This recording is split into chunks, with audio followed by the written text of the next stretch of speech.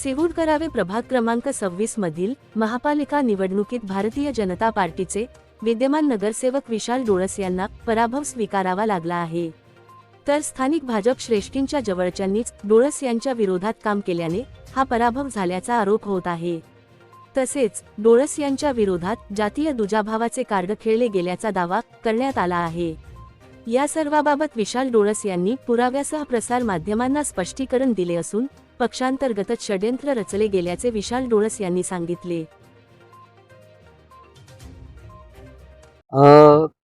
खरं तर अपप्रचार हा गावात पण होता आणि सेक्टरमध्ये पण होता आणि हा गावात अपप्रचार सुरू आहे अशी माहिती सुरुवातीला पण मला मिळाली होती.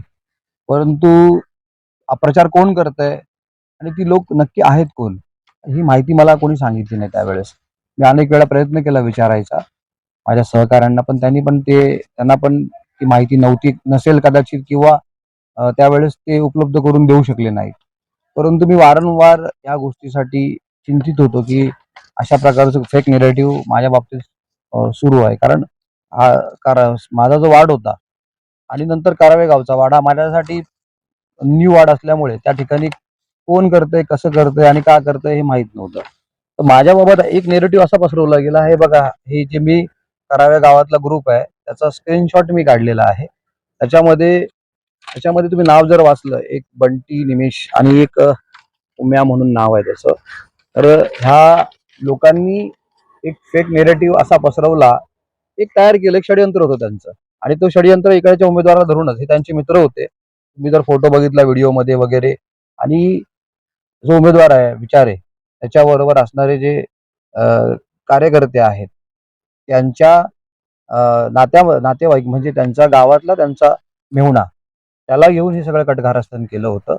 त्याच्यामध्ये त्यांनी गावामध्ये असं चित्र निर्माण केलं की विशाल डोळसने शाळेमध्ये, गार्डनमध्ये जेवढी लोक लावली म्हणजे सेक्टर मधली, तर ती फक्त सेक्टरच्या लोकांना लावलं, गावातल्या लोकांना लावलं नाही. आता मी नगरसेवक 108चा होतो, तो निश्चितच त्यावेळेस जे लोक माझ्याकडे नोकरीसाठी येतील त्या लोकांना नोकरीला लावणं हे माझं कर्तव्यच आहे. माझ्याकडे करावे गावातील एकही सदस्य कधीही माझ्याकडे नोकरीसाठी आलेला नाही आणि त्यामुळे हा विषय कोणी बोलू शकत नाही. परंतु एक नेरेटिव्ह सेट करण्यात आला आणि तो नेरेटिव्ह तिकडच्या प्रकल्पग्रस्ताच्या माध्यमातून तो उचलला गेला, म्हणून काही लोकांनी त्याच्यावरती विश्वास ठेवला आणि त्याचा फटका मला मिळाला. आणि हा जो प्रचार आहे हा पूर्ण महिनाभर हा सुरू होता, या आधी पण सुरू होता आणि त्याला जबाबदार फक्त तेच नाहीयेत, जी अशी लोक आहेत ज्यांनी याच्या आधी पण अशा प्रकारच्या शंका उपस्थित केल्या होत्या. माझ्या वार्डामध्ये सीबीएसई शाळा होती, त्याच्यामध्ये जे प्रवेश होत होते तर माझ्या वार्डातले सगळेच प्रवेश होते व्हायचे सुरुवातीला. कारण ती शाळा जी आहे 1 ते 3 किलोमीटरच्या आतमध्ये यायची. आरटी अंतर्गत त्यांना बाय डिफॉल्ट ऍडमिशन मिळायचं. उलट मी सगळ्याचे ऍडमिशन संपले त्याच्या 2-3 महिन्यानंतर जायचो, एखादा कोणी कॅन्डिडेट राहिला असेल तर त्याच्यासाठी बाबा यांना ऍडमिशन द्या म्हणून. परंतु तिकडे असं चित्र निर्माण केलं गेलं की मी सांगितलं शाळेला की तुम्ही इकडच्या लोकांना देऊ नका ऍडमिशन, गावातल्या देऊ नका, सेक्टरच्याच द्या. मला सांगा की शाळा जी आहे ही माझं काय ऐकेल? शाळा जी आरटीच्या नियमांतर्गत चालते आणि त्यानुसार त्या आरटीच्या नियमांतर्गत 1 ते 3 किलोमीटरच्या अंतरामध्ये राहणाऱ्या विद्यार्थ्यांनाच त्या ठिकाणी ऍडमिशन दिलं गेलं. याशिवाय जर आपण वस्तुस्थिती बघितली, 50%च्या वर मुलं जी आहेत ती करावेतील आहेत. जर मग असं असेल त्या ठिकाणच्या मुलांना ऍडमिशन द्यायचं नाही, मग ही मुलं आली कुठून? त्यांना ऍडमिशन मिळालं कसं? एक तरी पालक दाखवा, एक तरी अधिकारी दाखवा, एक तरी त्या ठिकाणचा कोणी शाळेचा सहकारी दाखवा. कधी विशाल डोळस म्हणलं की गावातल्या सहकाऱ्यांना देऊ नये. उलट ज्या लोकांनी मला मदत मागितली त्या लोकांना त्यावेळेस मी ऍडमिशनसाठी मदत केली की नाही हे त्यांना जाऊन तुम्ही विचारू शकता. म्हणणे बघा, ते तर त्याचा मी आय विटनेस स्वतः आहे. इलेक्शनच्या 2 दिवसाआधी रात्री 4 वाजता वैभव नाईक जे आहेत हे आमच्या जो उमेदवार आहे माझ्या विरुद्ध त्याच्याबरोबर ती रात्री आम्हाला त्या दरम्यान तिकडे दिसले होते आणि त्याबाबत मी पक्षश्रेष्ठीला पण कळवलं होतं. परंतु त्याच्यानंतर अनेक माहिती अशी समोर आली. गावातून काही माझे मित्र आहेत त्यांच्या भावांना फोन केले की बाबा विशाल विचारेला मदत करा. आणि अजून काही जे प्रतिष्ठित लोक आहेत, काही पालखीतली लोक आहेत, काही अशा लोकांना त्यांनी सांगितलं की तुम्ही त्यांना मदत करा. माझं असं म्हणणं आहे की तुम्ही मला भेटले असते आधी की बाबा मला विशाल विचारेला आम्हाला निवडून द्यायचं आहे, तर आम्ही तिकीट घेतलीच नसती ना. आम्ही म्हटलं असं त्यालाच द्या, आम्ही थांबू ना. पण अशा प्रकारे निवडणूक सुरू झाल्यानंतर याच्या व्यतिरिक्त पण त्यांनी NRI मधले आमचे काही सहकारी आहेत, त्यांची भेट त्यांच्या माध्यमातून घेतली. वैभव नाईकांची. माझ्या विरोधकांनी. ही पण गोष्ट मला चांगल्या प्रकारे ठाऊक आहे. पण माझं असं मत आहे, की असं करण्याची आवश्यकताच नव्हती ना. मी तर तुमच्या जवळचाच माणूस आहे. त्यावेळेस तुम्ही सांगितलं असतं, की बाबा विशाल थांब, आपल्याला यावेळेस याला नगरसेवक बनवायचं, तर आपण त्यावेळेस थांबलो असतो. तर या सगळ्या गोष्टींचा परिणाम जो आहे, एकूण निवडणुकीवर बघायला मला मिळेल. जर तुम्ही मतांची टॅली बघितली, तर जे पॅनल जिंकून आले त्यांचे मतं जे आहे ते आसपास आहेत. त्यांचा लीड जो आहे आसपास आहे. परंतु करावे गावात जो लीड मिळालाय तो लीड मला नाही मिळाला. कारण माझी मतं तिकडनं कापली गेलेली आहेत. तर ते तो विषय नंतर विषय जो आहे की असं बोलणं उचित राहणार नाही. शेवटी ते त्या गावाच्या कोणत्या लोकांनी काय बोलावं हे त्यांचा कंट्रोल त्यांच्यापुढे नसेल. कदाचित त्यांच्यापुढे ही नावं आली असती. मला सुद्धा नावं लवकर माहीत झाली असती तर मी त्यांना ती यादी दिली असती. आणि मला वाटतं त्यांनीही त्या ठिकाणी कॉल करून त्यांना समजावलं असतं. कारण त्यांचं पूर्ण समर्थन मला होतं.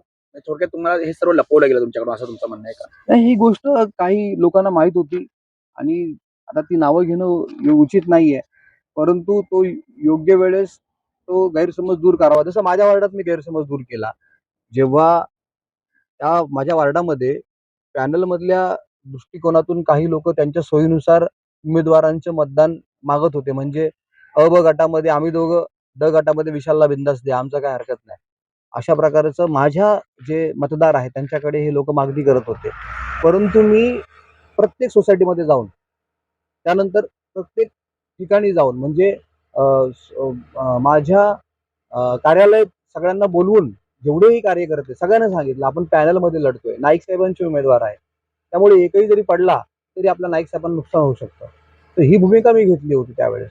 तर त्यावेळेस मी पॅनल पूर्णपणे वाचवण्याचा प्रयत्न त्या ठिकाणी केला. ज्या-ज्या संकटं वाटली मला आजूबाजूची. समजा मी त्या ठिकाणी आमचे सहकारी दीपक पवार असतील, गणेश म्हात्रे असतील, त्यांना कळवलं. या सोसायट्यांमध्ये अमुक-अमुक व्यक्ती त्यांचं त्या ठिकाणी अशा-अशा प्रकारे इन्फ्लुअन्स करण्याचा प्रयत्न करतोय. तर तुम्ही तिकडे त्यांना बोलून लक्ष द्या त्यांच्याकडे. तर ही भूमिका मी घेतली. परंतु माझ्या बाबतीत तसं होताना दिसलं नाही. कोणत्या सोसायटीमध्ये माझ्याकडे दगाफटका होऊ शकतो. कोणत्या गावामध्ये कोणती लोकं माझ्याबद्दल अपप्रचार करतात. ह्या गोष्टीचं शहानिशा होऊन ती गोष्ट सोपवणं अपेक्षित होतं. परंतु ते होताना दिसलं नाही. हे दुर्दैव आहे. निवडणूक होऊन गेलेली आहे आणि रिझल्ट पण आलेला आहे. त्याबद्दल मला काही म्हणायचं नाही. परंतु अशा प्रकारचं षडयंत्र करून जर कोणी निवडणूक जिंकून येत असेल, मला फक्त विभागातील त्या नागरिकांना हे सांगायचं आहे, की ज्यांना तुम्ही म्हणताय की प्रामाणिक आहे, खरं आहे, सत्य आहे, हे आहे. हे सत्य आहे का? हे खरं आहे का? फक्त तुम्हाला एवढंच सांगायचं आहे. मी 10 वर्ष गेल्या या वार्डात काम करत असताना कधीही मी त्या जातीचा आहे, धर्माचा आहे किंवा कोण कोणत्या जातीचा आहे, हा कधी मी विषयच घेतला नाही. परंतु निवडणुकीच्या तोंडावरती गेल्या निवडणुकीमध्ये सुद्धा काही वेळा काही प्रमाणामध्ये जातीचा कार्ड जे आहे वापरलं जातं हे मला गेल्या वेळेस पण माहित होतं आणि ह्याच उमेदवाराला जो जिंकलाय त्याला मी ठणकावून सांगितलं होतं, की तू जातीवाचक प्रचार करू नकोस. परंतु यावेळेस पण तसं होताना दिसलं. दुर्दैव आहे. एज्युकेटेड ठिकाणी आपण राहतो, सेक्टरमध्ये राहतो आणि तिथे विकासाला महत्त्व आहे. ह्या सेक्टरला जे पाहिजे ते म्हणजे नोकरी पण आपण अशी काही मोजून एकाच कास्ट लोकांना लावली असं नाहीये. त्या ठिकाणी मराठा समाजाचे असतील, त्या ठिकाणी बुद्धिस्ट समाजाचे असतील, दुसऱ्या ओबीसी समाजाचे असतील, सगळ्यांना त्या ठिकाणी नोकरी देण्याचं काम केलं. त्या ठिकाणी सगळ्या महिला असतील त्यांना पण आपण इक्वेलिटी ठेवण्याचा प्रयत्न केला आणि ही सगळ्या नियमाच्या अंतर्गत आपण सगळ्या गोष्टी केलेल्या आहेत. मतदार जे मतदारांनी आपल्याकडून आवाहन करणार होते अपील येताना. नाही, मी काही अपील करणार नाही. मला फक्त ही सत्यता जी आहे तुमच्यासमोर आणायची होती, की कशाप्रकारे या विभागामध्ये जे अनेक लोकं आहेत, ज्यांनी जातीचं राजकारण, घाणेरडं राजकारण आणि सगळ्यांनी मिळून हा जो प्रयत्न केला, ठीक आहे. त्यांना वाटत असेल एखादा उमेदवार नाही यावा, ही त्यांची मर्जी आहे. परंतु त्याच्यासाठी कोणत्या थराला जाणं, हे फक्त मला नागरिकांच्या लक्षात आणून द्यायचं होतं. त्याच्यामागचा कोणताही मोटो नाही. परंतु हे जे माझ्या विरुद्ध जे षडयंत्र करावे गावातून काही लोकांनी केलं, आज ना उद्या हा प्रभाग आता एकत्रच होणार आहे.